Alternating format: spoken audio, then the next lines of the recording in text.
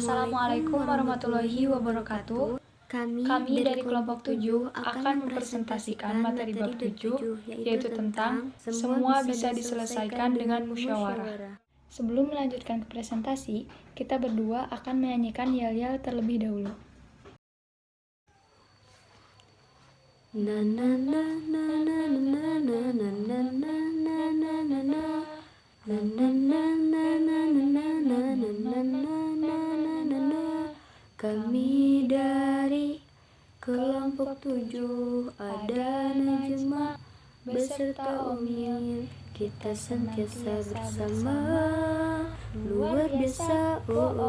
Kelompok 7 presentasi dimulai hanya di sini. Oh kalian semua, ayo marilah belajar dan bergembira bersama kita semua. Sesuai dengan judul babnya, di sini saya akan menjelaskan terlebih dahulu apa itu musyawarah. Musyawarah pada mulanya bermakna mengeluarkan madu dari sarang lebah.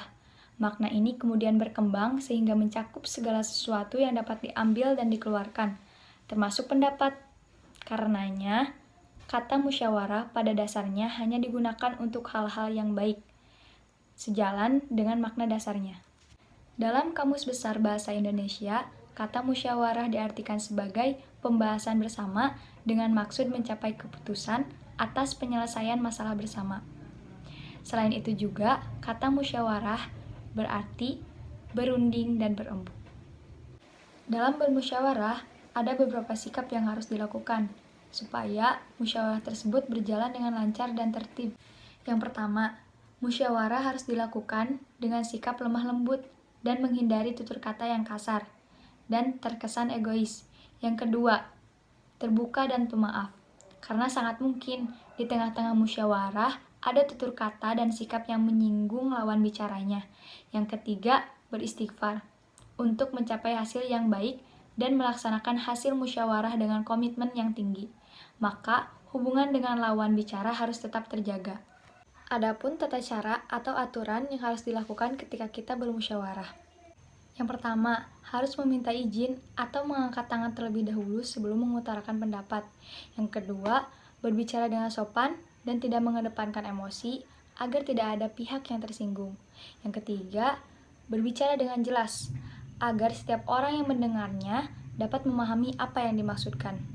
Yang keempat, memberikan kepada setiap anggota musyawarah untuk menyampaikan pendapat. Yang kelima, saling menghormati dan menghargai pendapat orang lain. Yang keenam, tidak memaksakan kehendak pribadi pada kesepakatan musyawarah. Yang ketujuh, mengambil keputusan berdasarkan kesepakatan semua pihak demi kebaikan bersama.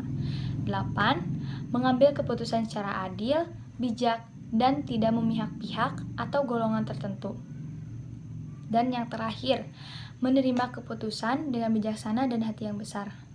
Karena memang pada dasarnya musyawarah itu diadakan karena adanya perbedaan pendapat.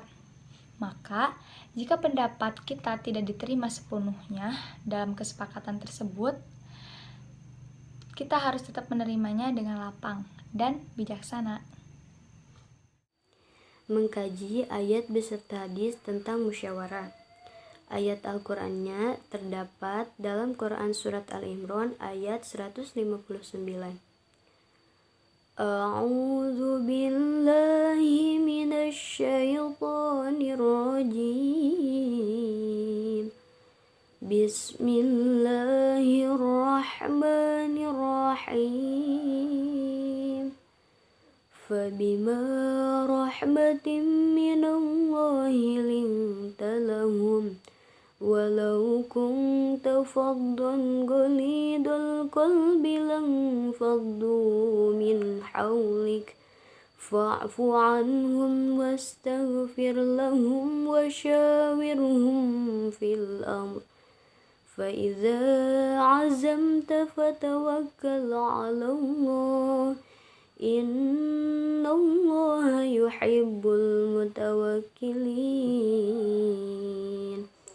Sadaqallahul Azim.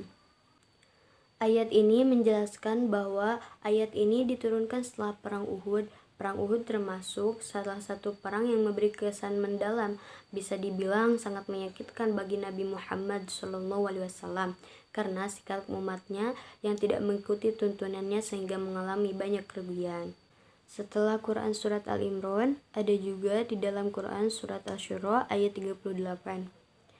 A'udzu billahi minasy syaithanir rajim. Bismillahirrahmanirrahim.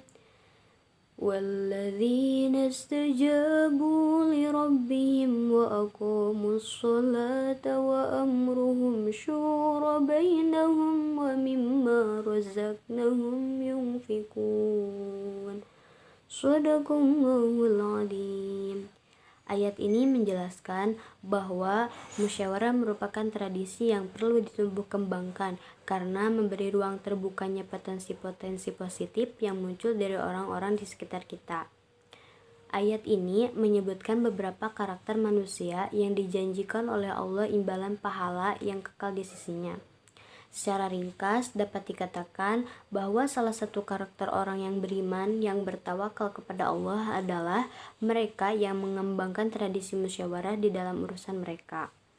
Maka Imam Hasan Basri mengatakan, tidak ada suatu kaum yang melakukan musyawarah kecuali mereka akan mendapatkan jalan keluar.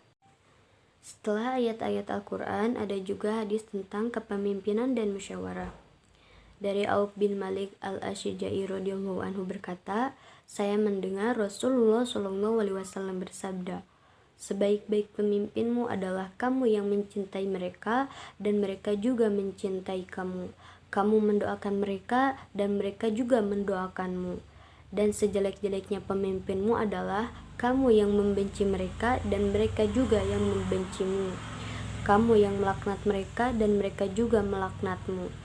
Kemudian kami para sahabat bertanya, apakah pemimpin yang demikian boleh kita turunkan? Rasulullah SAW menjawab, tidak, selama mereka mendirikan sholat di tengah-tengah kamu. Penjelasannya, Imam Muslim mencantumkan hadis ini di dalam bab pemimpin yang baik dan pemimpin yang jahat. Setelah hadis yang tadi, ada juga hadis tentang kepemimpinan dan amanah. Rasulullah SAW bersabda, maka apabila amanah sudah diabaikan atau hilang, maka tunggulah datangnya hari kiamat. Dia bertanya, bagaimana mengabaikan amanah itu? Rasulullah SAW bersabda, apabila urusan kepemimpinan ini diserahkan kepada yang tidak ahli, maka tunggulah datangnya kiamat. Hadis riwayat Bukhari Muslim. Penjelasannya, hadis Abu Hurairah radhiyallahu anhu ini mempunyai latar belakang asbabul wurud.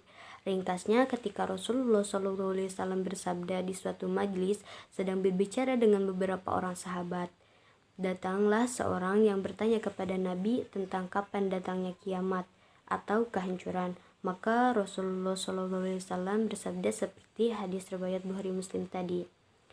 Dan pesan penting yang ditekankan dalam hadis tersebut adalah menjaga amanah. Demikianlah presentasi yang dapat kami sampaikan. Mohon maaf bila masih ada banyak kekurangan. Sekian dan terima kasih atas perhatiannya. Billahi taufiq wal hidayah. Wassalamualaikum warahmatullahi wabarakatuh.